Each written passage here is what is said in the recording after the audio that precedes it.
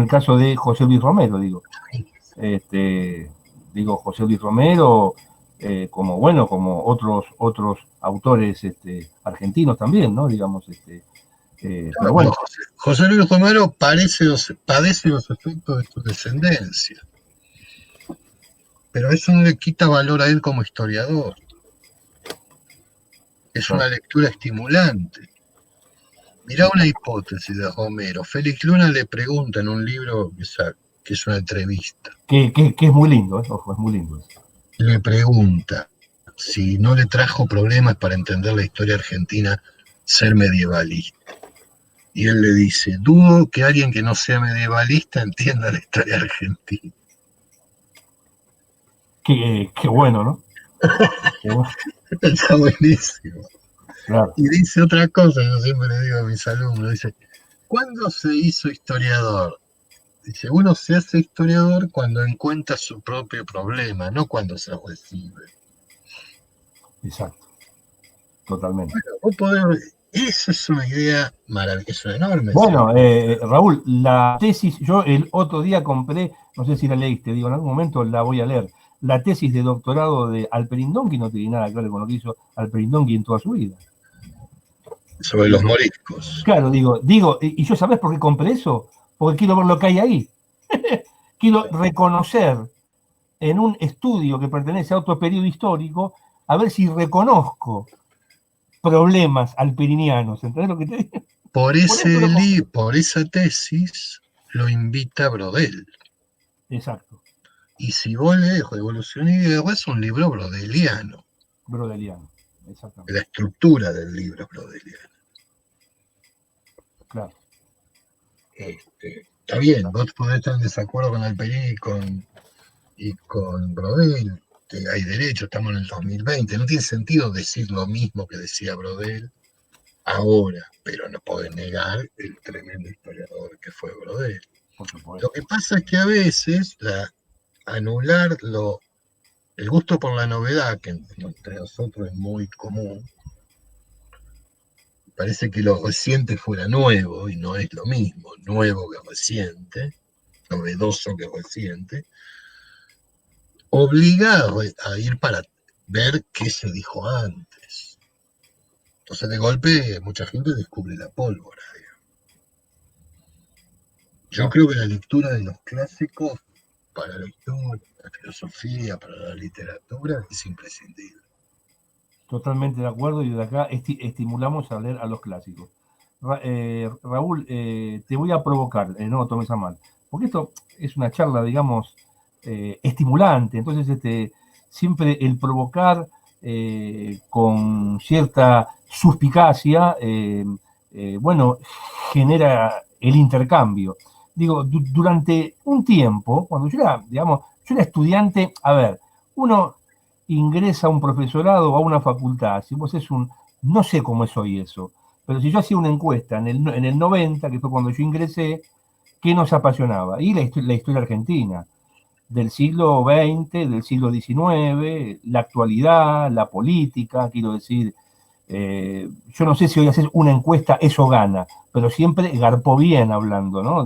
Entonces digo, durante un tiempo yo escuchaba a colegas, incluso a historiadores, a docentes e intelectuales, decir mucha historia colonial para no hablar del presente.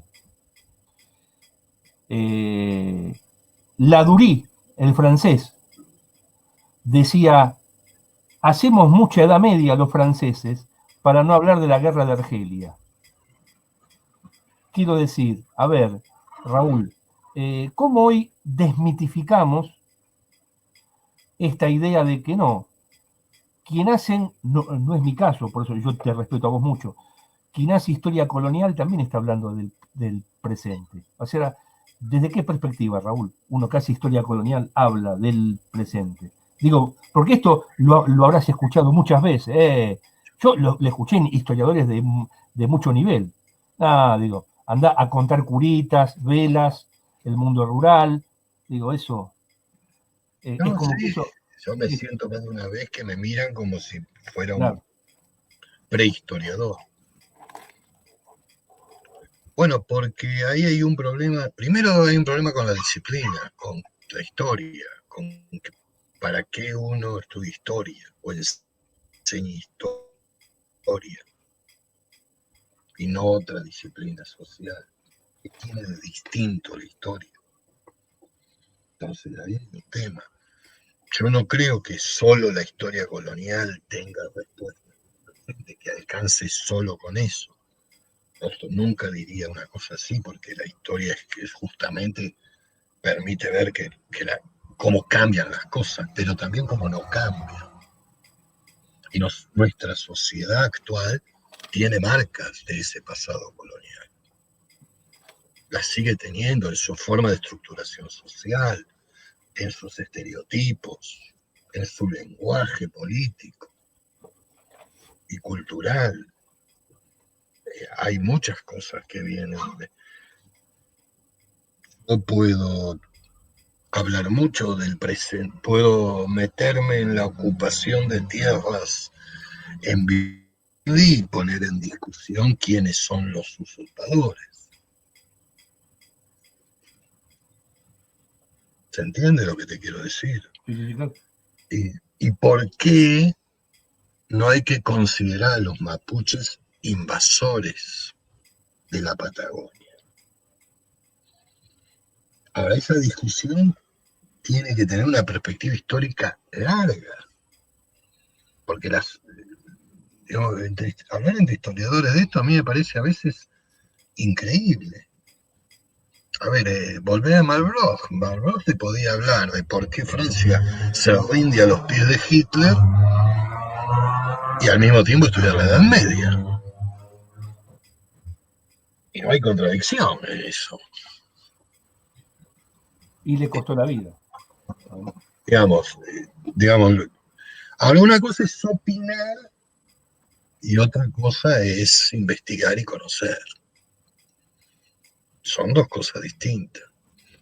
Si vos me dijeras, ¿cómo me defendería yo? No digo que sea la única respuesta. A mí me interesa cómo hay algo que no sea falta de otra palabra, uso tradiciones populares que explican el carácter y la condición plebeya de la sociedad rioplatense. Claro. Eso es un fenómeno que se manifiesta en los momentos de crisis muy notablemente. Y hay como tradiciones de largo plazo, como digo, llamarlas, no sé si las palabras son tradiciones, pero hay elementos de la cultura popular, componentes, no que se mantengan inalterables, pero que van marcando. No hace falta verlo, es más fácil verlo en Bolivia, pero también pasa en la Argentina, salvo que compartamos la idea de que la Argentina es el resultado de la inmigración europea de fin del siglo XIX. Ese es el fondo de la discusión, el fondo del desacuerdo, que se expresa en la idea de que la Argentina es una suerte de la historia argentina del siglo XX es un abandono del paraíso que habría vivido a principios del siglo XX. ¿Se entiende? Claro. Como si, entonces se explica la historia argentina, yo veo cómo se enseña, cómo se explica, como unos a partir de 1880 o como mucho a partir de 1810. Como mucho por tradición patriótica, digamos. Pero como si 3 siglos de historia colonial pasaran desapercibidos, digamos. Raúl, ¿sabés dónde yo veo la conexión? Por ejemplo, cada vez que uno escucha, alguna noticia del interior, y no solo del interior, la cuestión del disciplinamiento social en función, por ejemplo, de las acciones judiciales. Uno lo ve, vos lo ves en Tucumán, vos lo ves en Jujuy, la pucha, quiero decir, marcas que vienen quizá de un fondo de nuestro pasado colonial, que es muy fuerte, quiero decir. Muy fuerte. Claro, por eso yo te quería preguntar, mira, ahora se me ocurre, ¿para vos fue un estímulo o no? Vos en algún momento pienso, ¿no? ¿Te acercaste a la obra de Michel Foucault? Sí, claro. Sí, claro. ¿Y de ahí qué tomás, Raúl? Bueno, varias cosas, pero bueno, hay varios Foucault, ¿no? Sí, Depende de la época, pero varias cosas. Fue una lectura estimulante.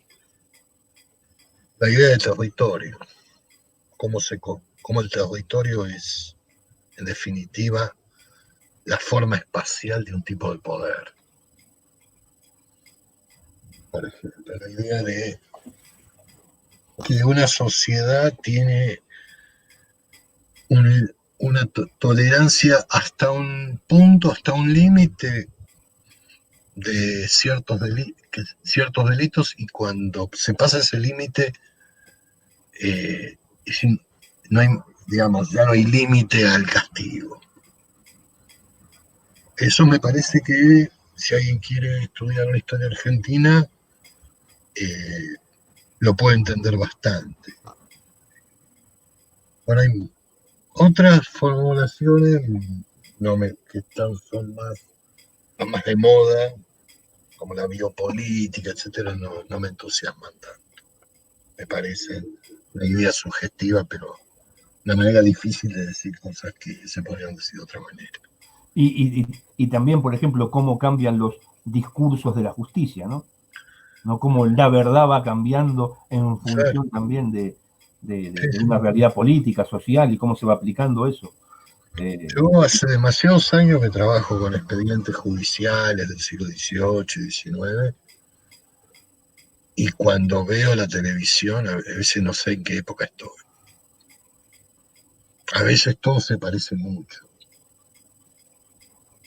Todo, se entiende decir, en el inconsciente, porque esos periodistas, esos cronistas, no han leído los documentos que yo leí. Pero pensás simplemente la oposición mediática entre vecinos y usurpadores. Digo, tema que está de moda, ¿no? Sí. Pero está de moda desde el siglo XVII. Claro. Claro. ¿Por qué hay derechos que se tienen que demostrar y otros no? ¿O por qué hay derecho de propiedad de unos y no de los otros? ¿Por qué podían quemar la policía bonaerense las casas que esa gente había construido en Guernica, como si siguieran las órdenes del virrey Avilés? Totalmente. Eso no son propiedades, no hay un derecho de propiedad ahí. ¿Entendés a lo que voy? Digamos, hay cosas claro. profundas. No es que siempre todo es igual, pero son más profundas.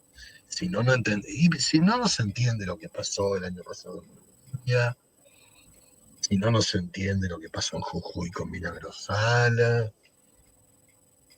Al margen de las personas, vos podés tener un desacuerdo con Evo Morales, con el Milagro Sala, son dirigentes políticos y sociales que, por lo tanto, pueden ser sometidos a crítica, pero las reacciones sociales no tienen que ver con eso, son más profundas. Totalmente. Claro. Y en esta Argentina que supuestamente no es racista, el racismo lo ves, alcanza con salir y mirar. O prender la televisión, no hace falta ni salir. Claro. Ahora, si hay una construcción que es colonial, es el racismo. Y no argentino, digamos, hasta las categorías, hasta las palabras mismas. Nuestro lenguaje está marcado por la experiencia colonial. Totalmente. Buena respuesta para los amigos que desconfían de la historia colonial. Y que tienen preconceptos, ¿no? Digamos, viste como también se decía en una época, hace muchos años, la Edad Media es la Edad Oscura, o la Edad Media, claro, eso no es una cuestión menor. La historia tradicional opinaba eso, sobre todo la historia tradicional liberal, digamos. Sí. Mal llamada liberal, te diría. Claro. Porque de liberal tiene muy poco. Claro. Claro, más conservadora, decimos. Sí, No, claro, vos pensás que la historia, lo que llamamos la historia liberal, como te decía al principio, le dio a los militares la función de escribir la historia militar, le dio a los obispos y a los claro, cardenales escribir la historia de la iglesia, a los jueces y abogados escribir la historia de la justicia. Eso es más corporativo que liberal, claro. digamos. ¿Cómo es? Nosotros hemos tenido, en realidad, carencia de liberalismo. Todavía estamos discutiendo el derecho al aborto. Claro. Raúl, ahí vos, por ejemplo, a mí una figura que me interesa, ¿no lo ubicás? ¿Cómo lo ubicás a Mitre ahí? ¿Mitre acá no entra? ¿No es el arquetipo de la historia liberal o está sobredimensionado eso? El que hace una matriz, digamos. Yo te diría que si le pagaran los derechos de autor a Mitre, Esmeralda Mitre se llenaría de plata, aún más de la que tiene. Mitre es una figura difícil, es increíble, es increíble. Puesta en contexto, su capacidad política, intelectual, es increíble, su plasticidad política. Después vienen los mitristas, o lo que se ha hecho de Mitre. Digamos. ¿Se entiende lo que te quiero decir? Claro. No estoy diciendo que estoy de acuerdo con todo lo que dice Mitre, ni mucho menos. Porque además no voy a estar de acuerdo con un tipo que escribía en 1857. Pero también hay que leerlo. El primer capítulo de la biografía de Belgrano está lleno de intuiciones interesantes. Por supuesto también de deformaciones. Claro. Pero, a ver, pero Mitre también apeló a formas de movilización. Mitre entendió perfectamente que la clave de la lucha política del siglo XIX era cómo hacer para, si no podías impedir la movilización popular, controlarla y dirigirla. Mitre lo tiene muy claro eso, muy claro. Mitre hace alianza con caciques indígenas, moviliza a los inmigrantes italianos. Bueno, Mitre no es lo que el mitrismo historiográfico dice de Mitre. Por eso fue más exitoso todavía. Definitiva es el único gobernador de la provincia de Buenos Aires que fue presidente.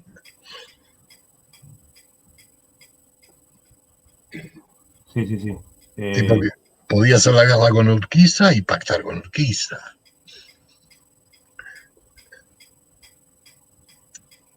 ¿Cómo? En nuestros casilleros las cosas se mezclan. La guerra del Paraguay te los muestra juntos. De la misma manera que Mitre inventa un Rivadavia que le servía.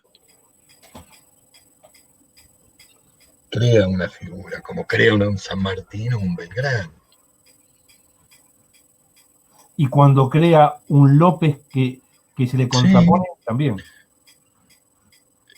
como. Bueno, él no crea un como él crea, no te En entiendo. el sentido, yo soy la civilización, eres la barbarie. Quiero decir, él también cae Pero en eso, ese. sí, pero eso no es un invento de él, ¿no? Digamos, es una idea que está. Sí, sí, por supuesto. Y Que lo está atraviesa, es una idea que con lo la atraviesa. fuerza brutal de la revolución burguesa, de la brutalidad de lo que es capaz la burguesía para construir el capitalismo. Pero, Raúl, si es eso que vos estás diciendo, que yo creo, eso incluye la política de la masacre. La política de. De la masacre. Sí, Lo que, por supuesto, lo que se ha hecho con los caudillos, con los gauchos, con, bueno, por digo, supuesto. no digo por. Se llamó la guerra de policía.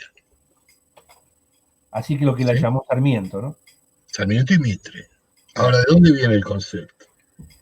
De la Revolución Francesa, para enfrentar la oposición campesina a la Revolución Francesa. claro. No Perfecto. casualmente Sarmiento compara a los gauchos con la rebelión de la Vendée en Francia. Y compara su lucha contra Peñalosa con la experiencia francesa en Argel. Claro. Mitre se da cuenta de una cosa. Hay una diferencia importante en el primer Mitre y el primer Sarmiento. El primer Sarmiento describe un mundo que desconoce. Si vos lees bien Facundo, él lo dice aparte. Lo ha leído, no lo ha visto. Sarmiento escribe Facundo y después llega a La Pampa. Pero Facundo describe La Pampa. Los historiadores después le llaman Facundo como si fuera un antropólogo, Sarmiento, que hiciera un trabajo de campo. ¿Se entiende lo que digo? Pero él lo ha leído. Lo ha leído, eso, los críticos literarios lo han mostrado, lo ha leído en viajeros extranjeros, franceses, ingleses. Esa es su base de sustentación. Mitre, en cambio, es un hombre de la sociedad porteña, que la conoce, que la vivió, que la experimentó, y se da cuenta de una cosa, que es una sociedad muy plebeya.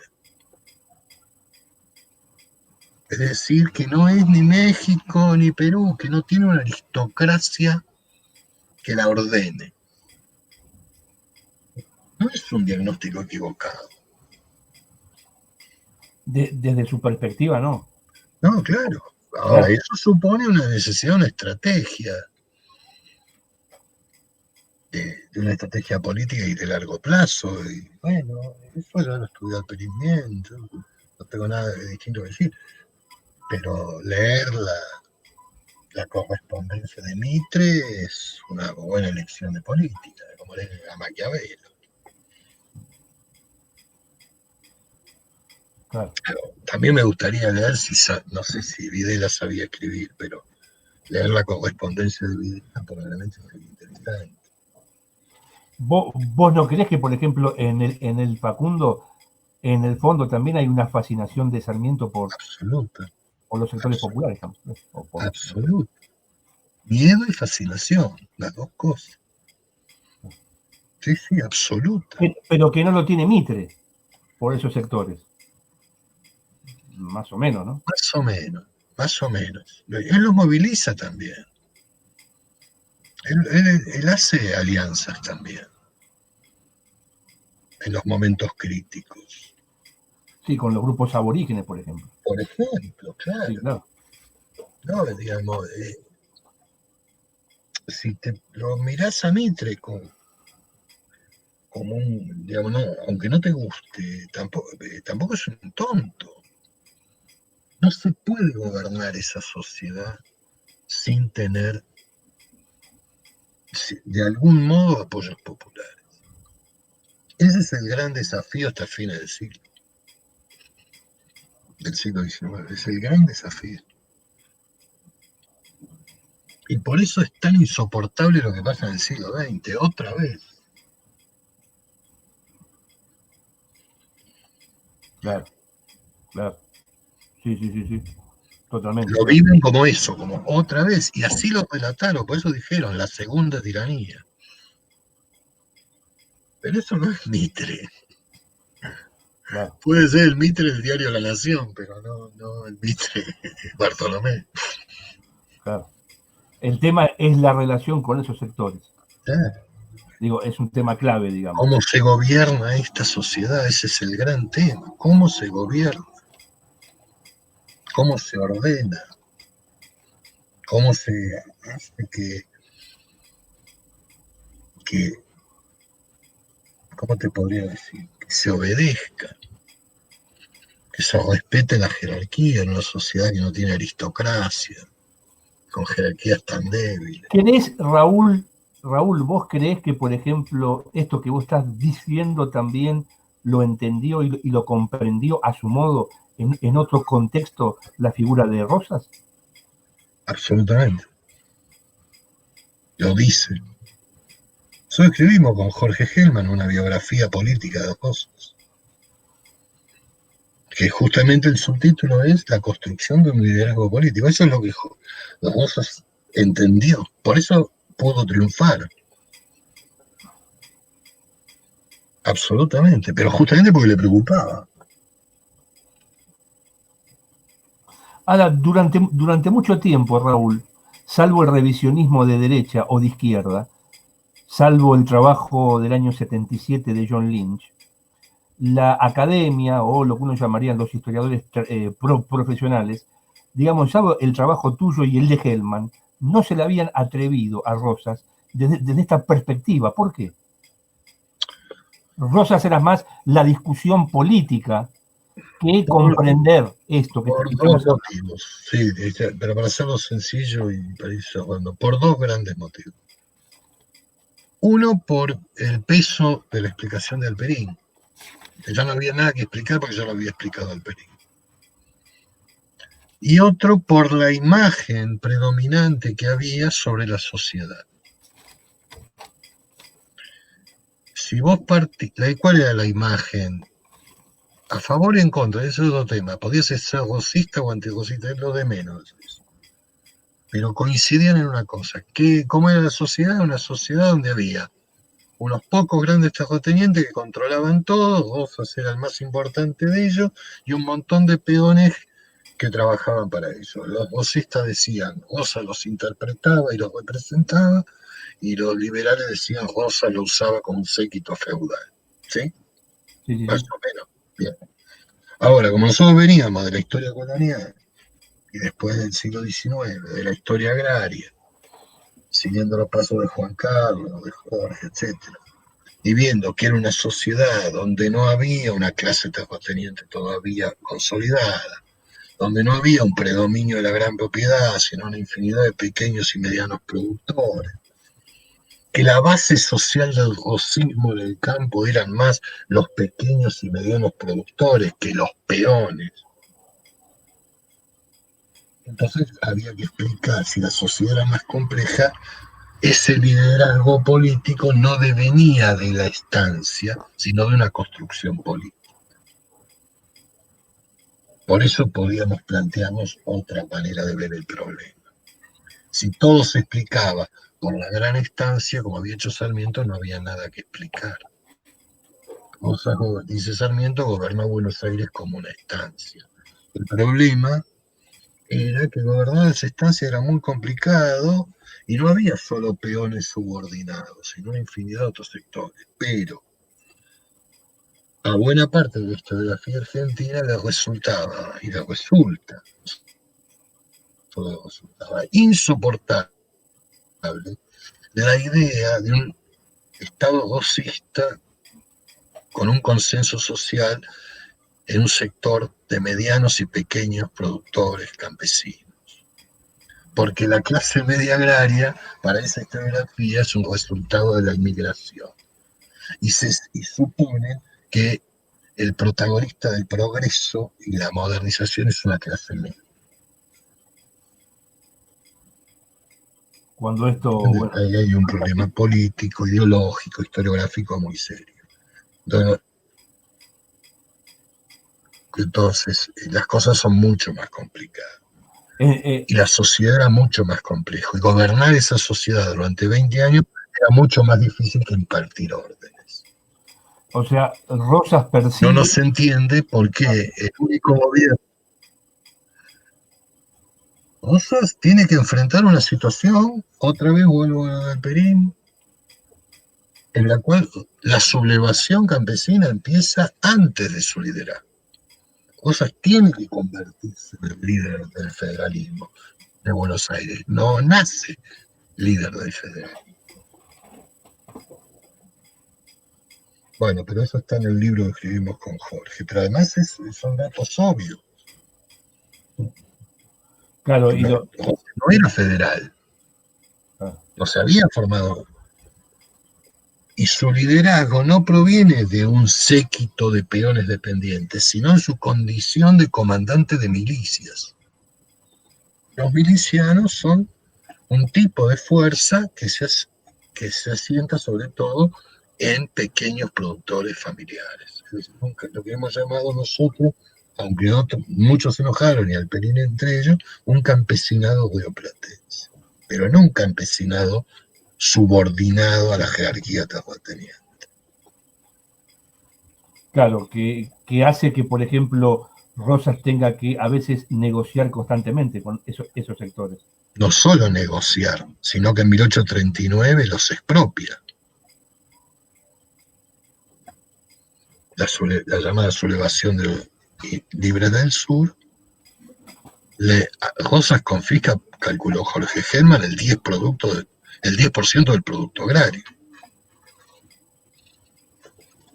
Entonces, ¿cómo es esto? Que el poder de los terratenientes se enfrenta con los terratenientes. Bueno, la cosa es más complicada. ¿Por qué no avanzaste? ¿Por qué no avanzaste más hacia el final del proyecto rosista en ese libro? No, creo que se corta antes, ¿no? Escribimos ese libro con Jorge sobre la biografía de Rosas y porque me sigue interesando el tránsito y las características de la sociedad colonial rioplatense, no de Buenos Aires, rioplatense, porque creo que hay mucho todavía por descifrar ahí. La crisis que desemboca en Caseros, Raúl, tiene que ver con una dinámica del mercado mundial. ¿Con una dinámica de qué? Del mercado mundial, a partir del cual ya Rosas no tiene... Bueno, digo, es un factor, ¿no? Bueno, es más larga la historia. Tiene que ver con eso y con el disciplinamiento que logra de la sociedad, que le termina siendo fatal. Por eso no hay rebelión campesina en 1852 y sí en 1829. Claro. Esos campesinos ya responden a, entre comillas, Urquiza, otros jefes, otros... No, bueno, están disciplinados, los peones están disciplinados, la sociedad está reglamentada, está regimentada. Él tampoco lo intenta, no quiere una guerra de clases. Claro. Ya está. La tragedia del éxito. ¿Me permitís la chapa? Y ya te dejo. La última, porque tengo que darle la... Dale, Raúl, mirá, a ver, para los que fuimos formados, no me da, digamos, vergüenza de decirlo, porque a esta altura, después de la caída del muro, parece que si vos decís que fuiste formado en el marxismo, es un pecado, ¿viste? Yo digo, bueno, los que creemos en la existencia de las clases sociales, pero que durante mucho tiempo, y sobre todo a partir de tus trabajos, cuando ya vas en la época colonial, y que vos desarrollaste, y otros historiadores, Nueva Granada, México, el Río de la Plata, empieza a parecer que no, que la categoría son castas, no clases. Esto es así, ¿por qué es así? Que decir, hoy es predominante, se habla de castas, no de clases, es más propio de castas, y esto tiene que ver con que la evidencia historiográfica así lo demuestra, o tiene que ver también con que el marxismo en los estudios historiográficos ha sido, digamos, corrido o vencido, bueno, digo, tiene que ver con eso, ¿no? Mi pregunta, ¿por qué castas y no clases? Dos respuestas. La primera, nadie que simpatice con el materialismo histórico debiera decir, creo en las clases sociales. Eso es para la religión, no para el materialismo histórico. Claro. Perdóname, después me toreás, yo te toreo. Segundo, castas es el lenguaje de la época. Las clases son una formación histórica. No es que hay o no hay, se construyen en la historia. Depende de qué momento saques la foto. Y en el Río de la Plata, en la época que vos analizás. Depende de cuándo se está. El proceso formativo de clases es mucho más largo. Trasciende antes y después de 1810, 1810, eso es un momento nada más. Claro, son periodizaciones que no ilegitiman. No es que el 25 de mayo de 1810 Paisano se levantó y le dijo a la mujer en el rancho, vieja, hoy empezó la historia argentina, ¿no? Entonces, desarmar la desintegración de esa estructura colonial de castas, es también un proceso de formación de clases. Pero el proceso de formación de clases lleva décadas o siglos. No es algo que sucede de un día para el otro. De la formación y no se forma una clase sola, se forman en oposición las clases. Claro, Entonces, ese es el punto. claro, Bueno, porque yo hablo de clases, sí, pero el problema es una categoría analítica para el periodo colonial. No lo voy a encontrar en la fuente. Si los que los buscaron en la fuente la leyeron mal. Los autores de 1780, 1740, 1810 no habían leído a Marx, a Weber y a Durkheim cuando hablan de clases. por qué me dijiste, no, me dejaste pensando, ¿por qué me dijiste que los que consideramos al materialismo histórico caemos en la común? No, que no debemos, porque vos empezaste diciendo que creo en las clases sociales. No, no. Yo no creo, no tengo creencias. Ah, está bien. Tenés razón. Eso es una fe. Eso es No, una... Raúl, yo sabés por qué también te pregunté esto último, porque durante cuánto tiempo se ha discutido en la historiografía, por ejemplo, si había burguesía mercantil o no en 1810. Fue una discusión que atravesó a toda Sí, la pero historia. estaba mal planteada. Estaba mal planteada. Decía mi profesora de matemática, un problema mal planteado se resuelve mal. Porque el proceso de formación de una burguesía es un proceso histórico, no puede discutirse hay o no hay en el año X. ¿Se entiende lo que te estoy Claro, diciendo? que en algún momento se cristaliza. Pero cuando una clase adquiere la condición de clase, es un proceso histórico. Por eso te estoy diciendo, entonces, la formación de una clase dominante en la Argentina es un proceso histórico largo y hasta fines del XIX no está consolidado. Claro, exactamente. Lo mismo también, Raúl, y ya termino con esto, cuando vos, otros, o los investigadores optan por pueblo o masa. Masa o pueblo, quiero decir. Eso también genera, digo, el tema de las categorías siempre genera estos quilombos, Raúl. Digamos. El problema, sí, claro, pero todo depende, uno tiene que explicitar en qué sentido usa las palabras y las categorías. Lo que no puede uno, a ver, te doy un ejemplo y con eso terminamos. Vos lees la memoria de Belgrano al consulado en 1797 y dice: el rey ordena por real cédula que se componga la junta del consulado por el mismo número de hacendados y comerciantes. Entonces Belgrano lo presenta a la real cédula y dice: de la unión de estas dos clases depende el futuro de la patria. Entonces, si yo pienso que Belgrano lo que está diciendo es proponiendo una alianza de clases, de una clase terrateniente y una clase burguesa, estoy suponiendo que en 1797 Belgrano había leído a Marx, a Weber, a Durkheim, a Lenin, etc. Está usando la palabra clase en el sentido de 1797. Es un No, uso, es un que no uso es un sentido sociológico. Clase es sinónimo de estamento, corporación, cuerpo. claro, es un uso político de la historia. Es un vocabulario de 1797. Claro. El error básico es leer como si fuera el mismo idioma que ahora. Claro, claro.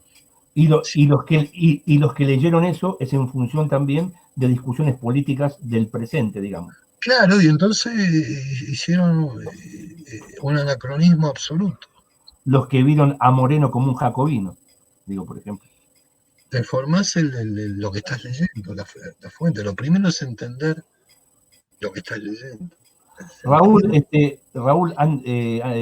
quiero agradecerte este encuentro. Te quería preguntar, porque me generó curiosidad, ¿en qué libro está o dónde va a aparecer eso de las actas del juicio que habías dicho? Nosotros publicamos un libro con Gabriel Di Meglio, compilamos Sí. un libro que se llama Ser Política. Hacer política. Sí. Sí. Es una colección de ensayos sobre la participación política popular en el siglo XIX.